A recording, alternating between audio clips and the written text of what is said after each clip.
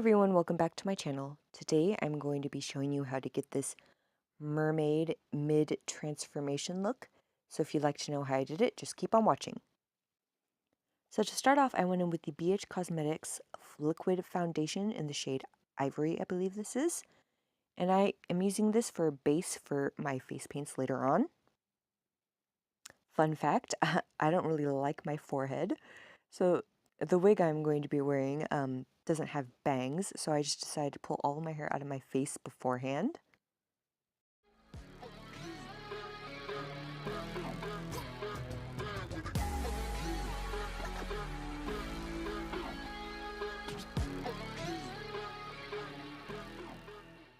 So the overall color that I'm going for is like a light gray color, so I went in with the Wet n Wild Neutrals paint palette and then the white paint pot. And I mixed those together and I'm bouncing that into my skin using an AOA Wonder Sponge. Also, you may notice that my hair is a little different. The last time you saw my original hair, I had half black and half green, and I'm in the process of removing that black, and then I removed the green as well, and then on the green side, you see this light cantaloupe orange color that I have going on, which is actually what it's going to be, and then where the black is now brown. And that is eventually going to have some red in it, so I'm super excited. I am almost there. So I am placing this combination of color all over my face, and then I'm dragging it down my neck as well, about to collarbone length. And I've been wanting to do a mermaid look for a while because I've been really enjoying the show Siren. If you haven't seen it yet, you should definitely go see it. It is so good. But yes, that inspired me to do this look because the mermaids in that show, they have more of a gray base to them, and they're really dark and really dangerous, not like a typical beautiful lounging long wavy hair mermaid that you see in like The Little Mermaid or other depictions. And then I did place some of the white just by itself under my eyes and the high points of my face to give it more of a highlight. And then I'm going in with just that gray color that I showed you before around the perimeters of my face to give a contour.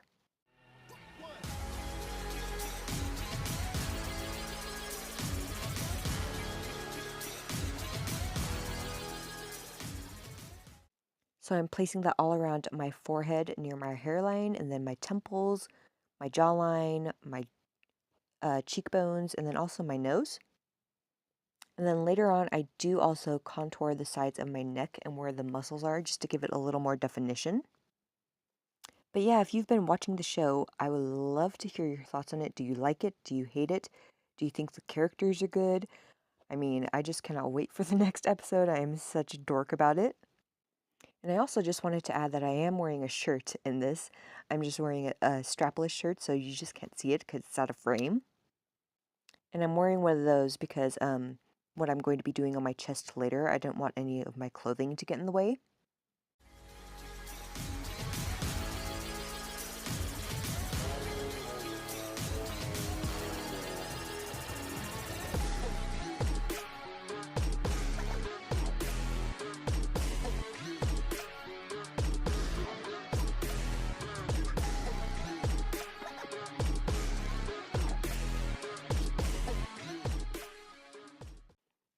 And you could also bring this color up into your ears as well, and up to your like entirety of your hairline. But then since I'm going to be wearing a wig, my wig is going to be resting a little lower than my hairline, so I don't have to worry about that as much.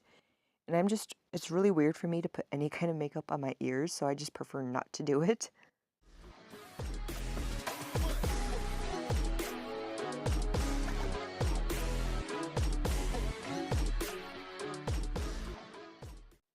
Now to set all of that into place, I went in with the LA Girl Pro Powder. I believe this is their translucent one, their high definition one, I think too. And I'm just setting that all into place with my sponge. Then I'm going into the Coastal Scents 123 palette, I believe it is. And I'm taking that darker gray shade and I'm putting that into my crease using a big fluffy brush. And whenever I do any kind of character look, I really gravitate toward this palette because it has so many colors to choose from that it's just so versatile that it goes with almost anything that I've been doing, whether it be like an elf look, mermaid, vampire, anything like that. And then I'm also using that gray color to contour the sides of my nose.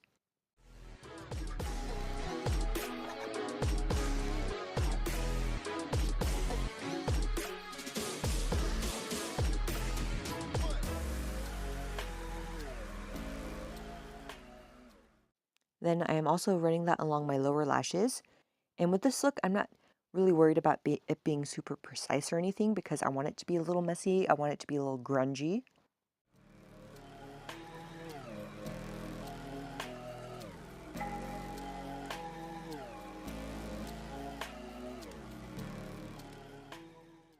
And then with that same shadow just on a big brush, I am putting that around the perimeters of my face where I put just that gray color. And that's to give my face a little more dimension and a little more contour, shall you say. So of course I'm doing the top of my forehead, my temples, cheekbones, jawline, and all of that.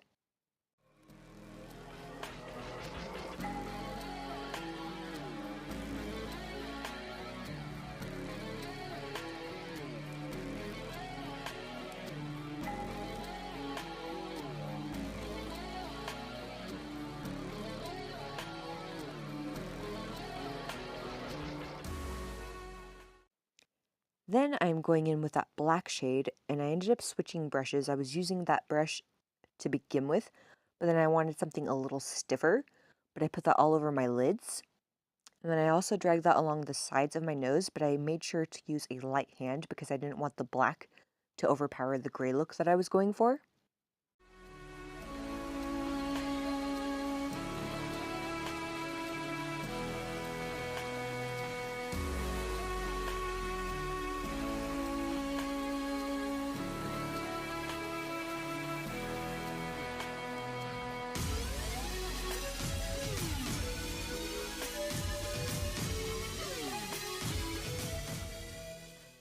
And I also ran this along my lower lashes, once again not being super precise about it, because I start dragging it down onto my cheeks as well. Because since I'm doing like a dark mermaid look, I didn't want it to be super pretty. And then if you think about it, if any kind of mermaid is wearing makeup, unless it's like super waterproof and like perfect, it is going to run if you're in the water. So I just really wanted to have an unkept grungy look, and then I'm doing that on the other side as well.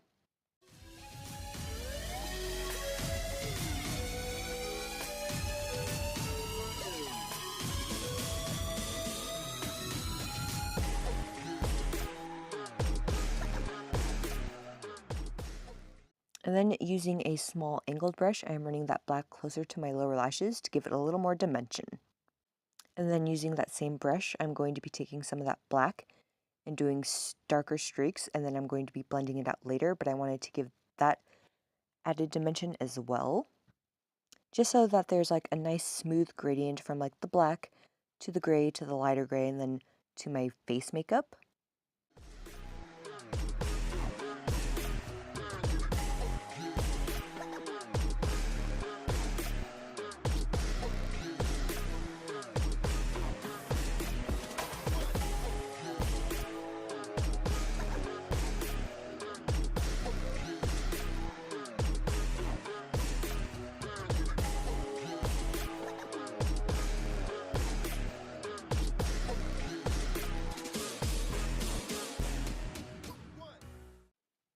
And then I am using that smaller shadow brush because I'm going to be placing some black around the perimeters of my face as well. And since black can get out of hand pretty easily, especially if you're using it in like shadows, you want to make sure that you use a light hand and then you slowly begin to blend it further into the other colors. And that's why I prefer to use a smaller brush for things like this because it's easier to take away when you don't go out as far with a smaller brush, but if you go in with like a bigger brush and then put way too much black in one place, you have a bigger area that you might need to fix. So of course, just once again, it's the top of the forehead, the temples, cheekbones, jawline, nose. And then with my cheekbones, I first placed it down and then I started blending upwards so it gives me like more defined, higher looking cheekbones.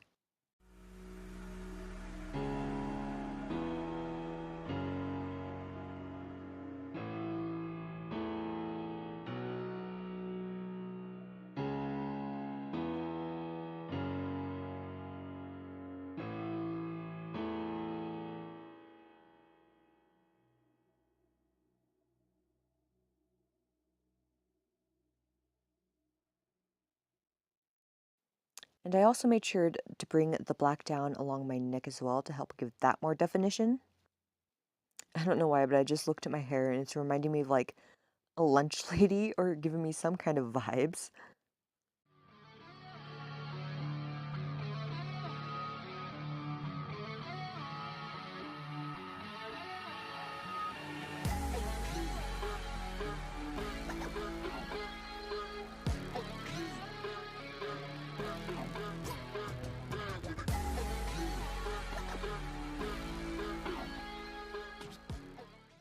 Now to fill in my eyebrows, I went in with a mixture of that gray and the white, and I'm just running that along the hairs, and I'm not really being super precise with this either. I'm just trying to fill it in to give it a little more definition and a little more shape to them, but then I'm not going to be doing anything super crisp. And then going in with that first gray shadow that we used, I'm just setting that cream paint into place.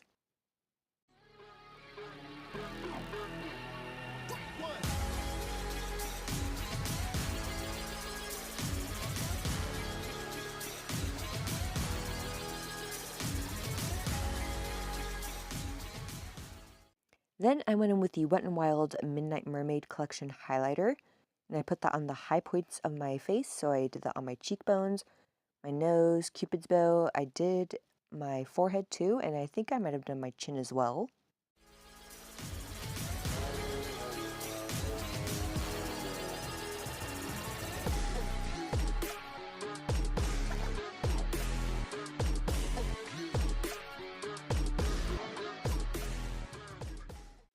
And I also placed that on the center of my lids just to give it a little more pop, make it look like a little dewy, glistening.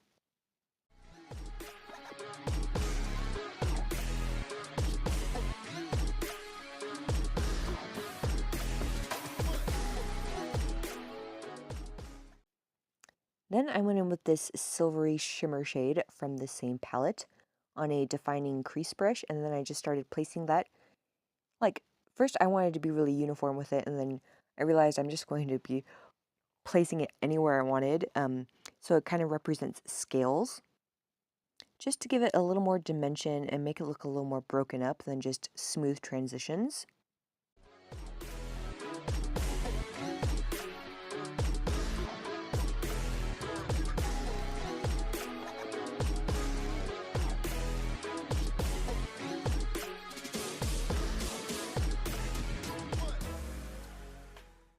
And then I also drag that under my eyes a little as well, just to help break up the black and the gray there.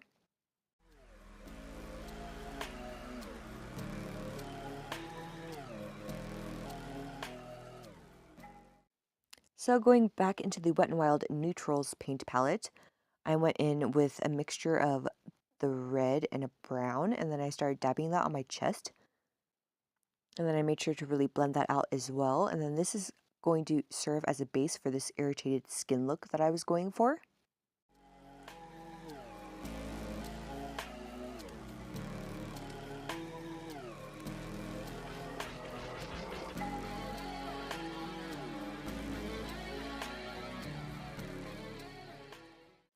And then I added in some of that green shade to make it give a more sickly appearance.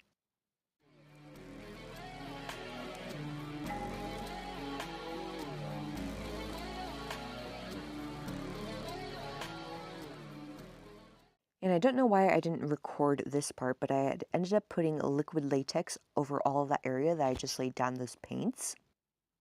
And then I had let that dry, and then I'm starting to create like a ripped pattern in it. I'm dragging it down from where the face paint meets the latex, so it kind of looks like it's peeling back. And then I am also ripping little holes in the latex to look like my skin is peeling away. So before you use liquid latex, make sure you do a patch test to see if you have any adverse reactions to it before putting it on your body. But if any of you have watched the show before, you kind of can see the transformation of where their skin begins to peel back when water touches it. And you could see their mermaidness underneath, I guess you could call it, their true form. And I think that's so much cooler than just your typical mermaid walking up onto a beach, losing its fin, and then just having legs and looking absolutely beautiful. But then with this transformation, going from human back into their mermaid form is just so beautiful and so visually just pleasing to watch for me anyway. So I went back in with that gray body paint and I'm putting it on the open wounds that I created in my fake latex skin.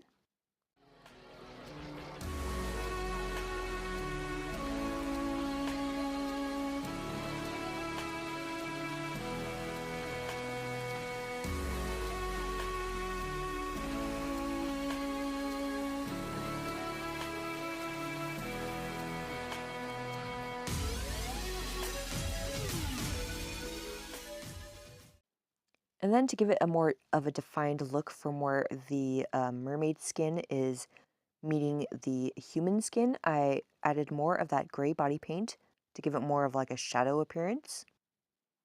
And then I am just following all of those grooves I made in the latex and I am dragging it upward until it blends out into a smooth gradient.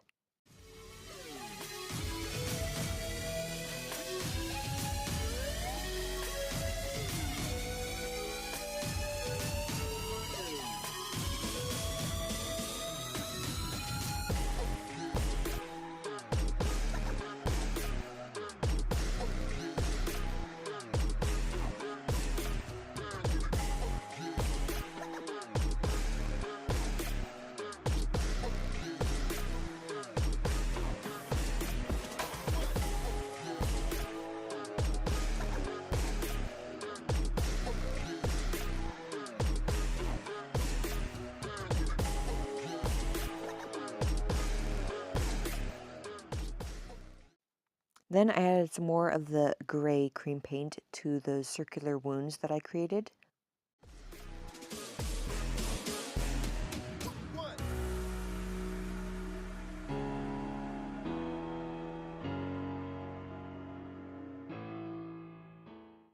And then to give those a little more dimension, I added a little bit of white to highlight the centers.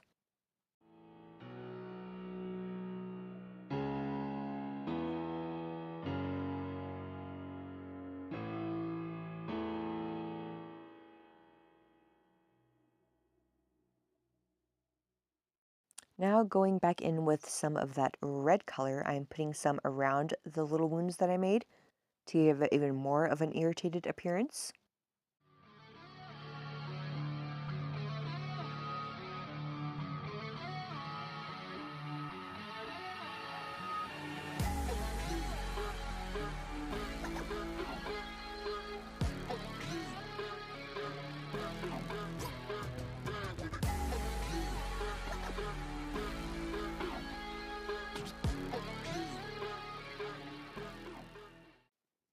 And then for my lips, I just went back in with a mixture of the gray and the white, and then ran it along the inner part of my lips, and then just smudged it out with my fingers.